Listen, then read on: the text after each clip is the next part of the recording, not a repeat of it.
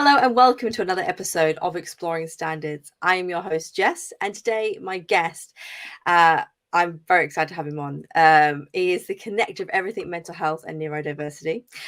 He's a wellbeing consultant and he's the founder of Simpila Mental Health. And he's Matt Holman. Matt, how are you today? I'm doing very well, thank you. Yeah, today I'm doing good. The sun's shining and I've been out and did some activities today. So I'm doing good, thank you. Today's a good day. That's always good to hear, especially with our topic today is mental health in the workplace. But before we dive right into that, can you just tell us, our listeners, a little bit about yourself, who you are, sort of what you do? Yeah, of course. Well, this is a world that I never expected to turn up in all honesty. And one of the things that I am now is absolutely open and transparent, and hopefully authentic and genuine in what I do. But mental health is a passion, and it's a passion for many different reasons. Supporting mental health, growing the conversations, connecting all of these elements together. But if you look at my career, just very briefly, I was in a corporate role for many years, a few different companies, and it all sort of came crashing down on a Friday afternoon in January of 2016 when I found myself being fired from my job. And when I sort of reflect back on what was going on and what happened at the time, there's a lot of my own personal responsibility for what was going on, but also the business and the companies that I was working for at the time never really sort of supported me so well. So it's a lot of that learning journey that I went through, albeit I didn't realize it was a learning journey at the time. Reflection's a wonderful thing, and looking backwards, but it created this sort of higher level of awareness around mental health and workplace mental health in particular, which then sort of almost sort of kindled a fire inside me and started something going, look, we've got to change this. The conversation of mental health in 2016 was in a totally different place to where it is now today in 2023. But it was something that needed opening. We needed to talk about these things, and I found myself as a middle-aged male at the time, unemployed, and as I saw myself, unemployable. I felt broken and a failure and all those horrible things that were associated with it. So my own personal journey with mental health began really right in front of me with something called post-traumatic stress. So I struggle with that. And I still have anxiety based around sort of a number of different things that happen around my world. But you know what? They drive me. My anxiety I use now for good. And I use my conversations to help, give people almost openness and permission to talk. So I grew a business. Simpila was born out of my trauma, I guess is probably the best way to describe it. But with the purpose of helping others. We have one KPI in Simpila with my colleagues and the team that we work with. We help more people. If we're helping more people, we're doing the job that we were out to do, and it's not about the financial gain and all the other pieces that businesses look at, as primarily drivers, but it's more about helping.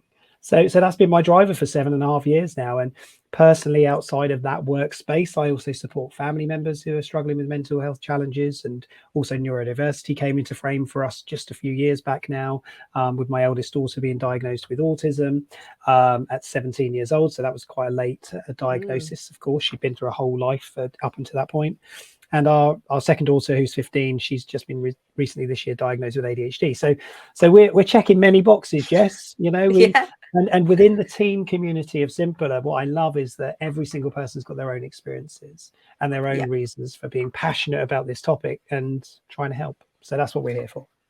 I love that. I think you do, if you peel back, everybody kind of has a bit of something that they can kind of resonate to in terms of mental health, and it's just being a bit more compassionate. And I love that you said your KPI, which is helping people. I think that is brilliant. That is fantastic. We're going to dive a bit deeper now, and we're going to look a bit at what the current laws and legislations around mental health in the workplace. Yep. Okay. No, of course. And one of the things we do with clients today is we provide. You mentioned a bit of consulting work around sort of what we do and how we do it. Now, of course, from an HR perspective, from a legal standpoint, there are a number of things that companies have to comply to anyway. There is no exclusion from that. You can't just say, oh, we don't deal with that, or we won't work with that. There are things that are changing. There are standards. Obviously, we're going to talk a little bit about the standards in this as well. But in terms of sort of legislation, we've got the HSE, the Health and Safety at Work Act. That's probably the biggest one that we hang most of this off of. And when you look at the standards, that's pretty much where, the standards are connecting to. I think one of the things that we've started to recognize more around the Health and Safety at Work Act, or Health and Safety at Work as a concept anyway, is this reality that we invest a lot in safety, in sort of the reality of, thinking about safety in the workplace, wires, cables, Physical things that are hanging out, safety. physical safety, but in the sense of protecting or protection. But the investment in psychological safety has not really been happening, and that's where there's a sort of a movement towards, well, we need to change these standards. We need to have physical and psychological safety. If you talk to us about mental health first aid as a program, which is what a lot of companies have invested in, mental health first aid is very much about the first aid for the mind. The physical is covered by first aid, in a different form. But this is where it's at. So we've got the Health and Safety Act, we've got management systems for health and safety in the workplace that we can comply to, protection from harassment, equality acts, and the Mental Health Act, of course, is applied by mental health professionals to help support people who are showing some serious challenges, vulnerabilities. And within that, of course, there sits things like reasonable adjustments and making sure that you're providing, employment for people who are maybe struggling.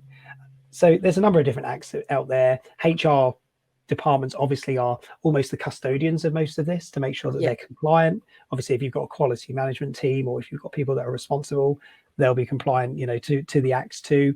But it's about protection. I think one of the things we struggle with in this world, in this space, especially in corporate, is as an employee, we often see these acts as not being for us.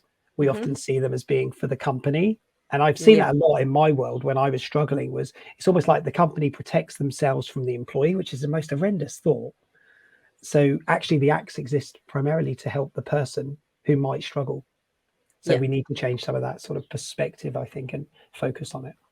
I like that. That's really good, flipping the perspective. You were saying earlier that mental health has changed so much over the years, and I think this is a real sort of key thing that you talk about here now. It's changing everyone's perspective. Now, well-being in the workplace, I feel like can be quite a loaded term. And how would we measure that? How would we measure people's well-being? You know what? We've already got measurements where we can start to sort of, understand a little bit about the culture of the workplace. So thinking about measuring well-being, it's not as simple as going, right, everybody gets access to a gym. Let's measure fitness based on gym, usage. But what we can do is we can look at some of the measurements that are already there, things like absenteeism, so that's a big one, isn't it? So, but the reality we've got, of course, is absenteeism isn't accurate in the way that we would want it to be. So it's not always easy unless you've created that safety for the individual to be honest about why they're sick. So how do you set a baseline when you don't really know the truth? So what is the truth? The truth is out there, but we just don't know it yet. So it's about those statistics will help us to understand where sickness sits right now. Of course, we need to measure that over a period of time. So it's not a quick, here's a solution, it'll fix everything from day one. It's more about evolving towards well-being as a part of the packaging of your employment. And then we can look at things like, staff turnover. That's a really interesting one, actually. And one thing that we don't always wrap our arms around so much is why people are leaving. Now, we want honesty at exit as much as we want, but we don't want people to leave. I'm of the opinion, and I've always felt this way. Everybody has a role within the company, but sometimes the role that they start with isn't their role, and it's the reality that we sometimes struggle with. So well-being attached to attrition of staff, turnover of staff, retention of staff is a really important one because people tend to stay around when they feel happy.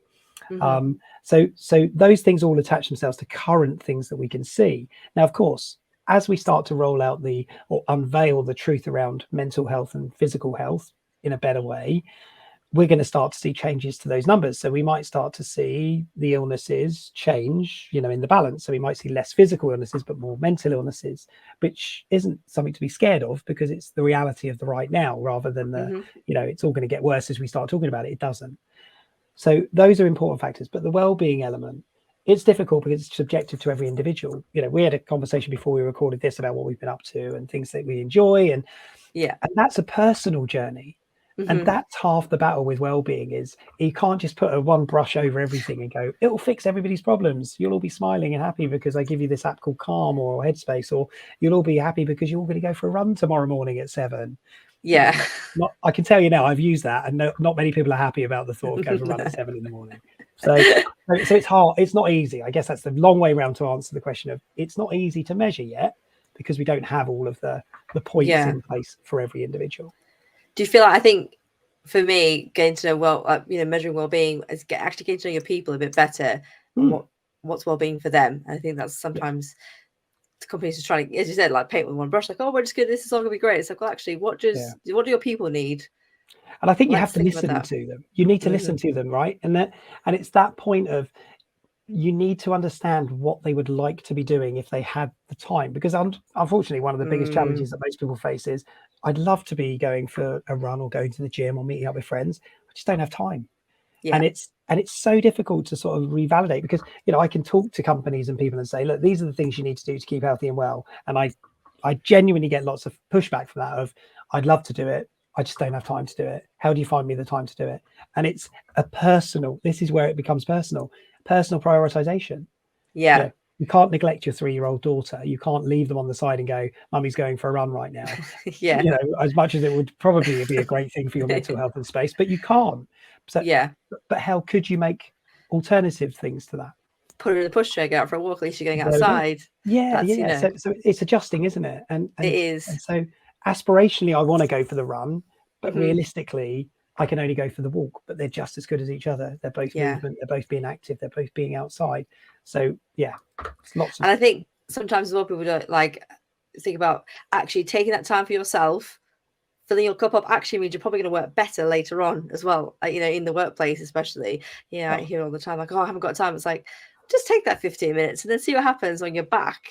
How you're feeling. I can cite you the real examples from my own experiences, and I'm sure you can see it too. You sit down, you write a list in the morning, and it just becomes a blur. You're looking at it going, oh my God, I don't even know where to start. And do you know what the best thing to do right there is? Walk away. Step away from the list. Step away from the computer. Take the break. I'm very fortuitous in what I've got and what I've built. I believe that.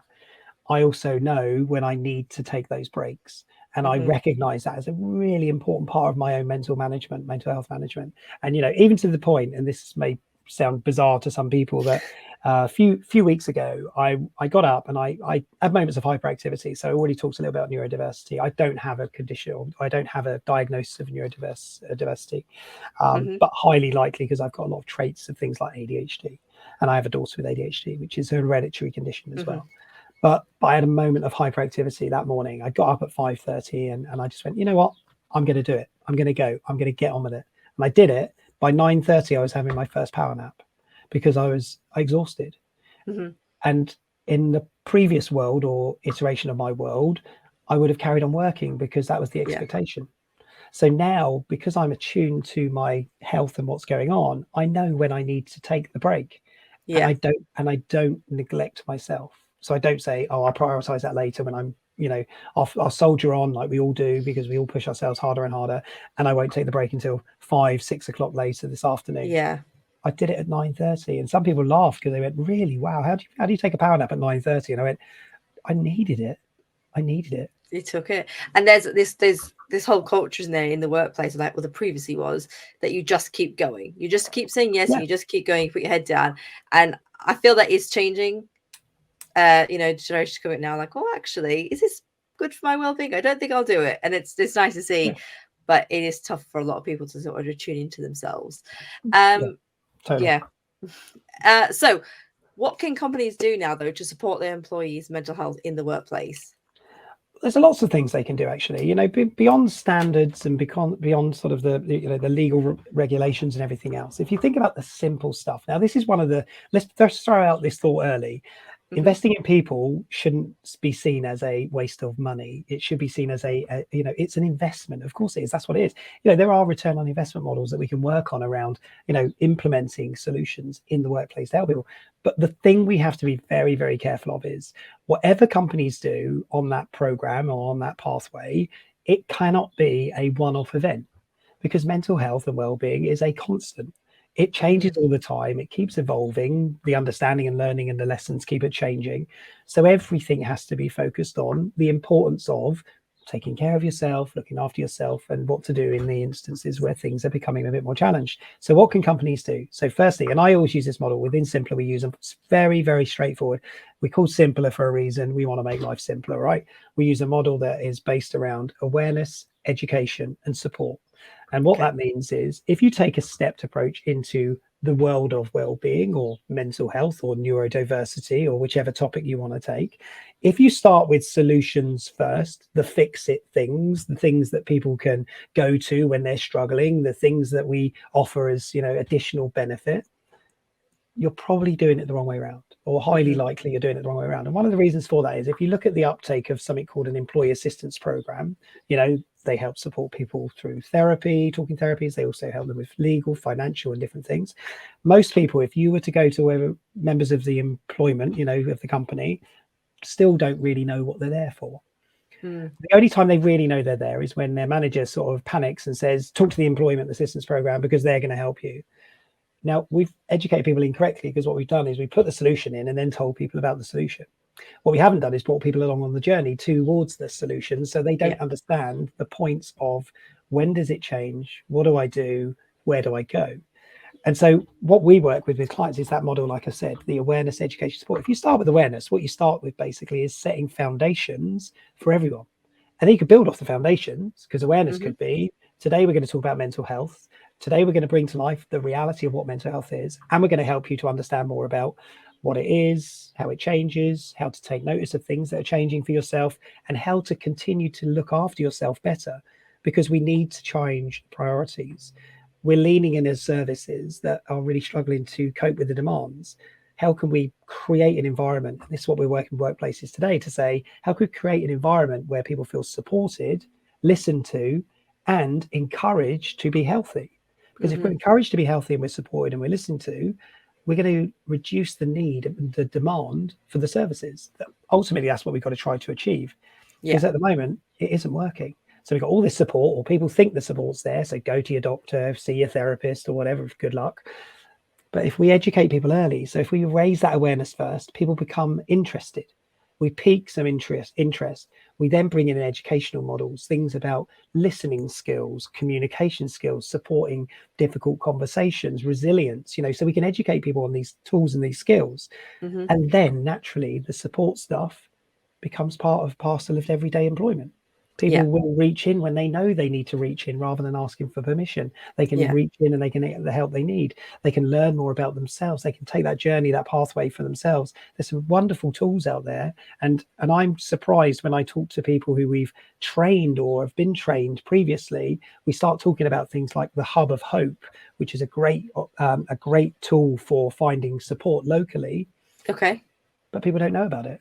Right. So it's still one of those that we don't know because, well, here's my favorite phrase and saying, we only ever know what we need to know when we need to know it. And it's so true with mental health and well-being in the workplace. So let's change that. Let's help educate people early. Let's help them to support themselves sooner. And let's give them tools to protect themselves and at least give them hope that they won't need that extra support at the end. I don't know if that helps, but it's a model that we use frequently, and with big clients as well as our smaller clients too. I love that. I think it like you say, it just makes so much sense. It's like, so why aren't we doing that? Like it doesn't make so much sense. Like, why are we throwing something at the problem when it's here? Let's talk about it beforehand and let's help people before it even gets to a big problem. We're not being proactive. This is true about our country. We are brilliant. Well, I say brilliant. I shouldn't say that. I'll be careful with the word I use. We are excited when a crisis happens, or we jump into a crisis, but we don't try to avoid the crisis in the first instance. So that's where we have to change. And just as an example, I'll share with you. I hope it's okay to share. Yeah, absolutely. I was at a conference recently, and there was a slide that was shown, and it was showing about sentiment of the nation. You know, so they did a lot of polling. It was by a very credible company that do a lot of polling of the nation. And the sentiment towards the services of the NHS was really low. Okay, so negative. And if you think about it, it makes sense. We get it. We see constantly the news. We hear about strikes. We hear about, the wait times, the lists, the demands, the challenges, the lack of people in the service. It's horrendous, right? It's just this whole self-fulfilling prophecy of doom. It's just going to implode at some point because we're not actually fixing or solving or repairing or at least changing our approach to it. Now, if you think about it, there's a reason why it's broken or it's struggling, and many different arguments around that. I'm not going to get into political debate on it. But the challenge you've got is the demand's too high. And it comes back to that basic point. So how do you change this positively, where you say, look, as companies, I know it's not a company's responsibility to do everything for people's mental health, because what you do at home in your own time outside of the workplace, that's your decision, that's your choice. But in workplaces, we do have a responsibility for things like burnout, because burnout is, you know, as per the World Health Organization 2019, a problem that's relating specifically to work. You know, so burnout is relating to the workplace. So what about educating people earlier about the risks of burnout or the potential pathways to burnout? What about encouraging people to take more breaks? Because not only is it more productive, albeit people don't believe it, it actually helps you to manage your mental health, your cortisol levels, your stress levels go down. So that is something that we have to change. So that slide, when I saw it, scared me, because everybody was going, this is really depressing. And it is. I believe it. But how do we make it less depressing, albeit we can't change the picture? Well, maybe the picture says, okay, well, look, let's go back to exactly as I've described, the point of how can we help people? How can we help people become responsible for themselves? Because when people are struggling, we're very good at going, help me, somebody fix me, solve my problem. And actually, a lot of it's here. So that is such a big, I can't. It's just so true, isn't it? You know, people want that quick fix as well sometimes, and it's just like, actually look inside yourself and see what's happening inside. And then if you're given those tools and that from elsewhere, that, you know, perfectly put. Thank you very much. Right. Well, thank you so much, Matt, for being on the podcast today. I have found it very, very enjoyable. I hope our listeners have enjoyed it as well. If you have enjoyed today's podcast, please remember to leave us a 5-star review and a rating. It really, really helps the podcast. And I will be back with another episode in a couple of weeks.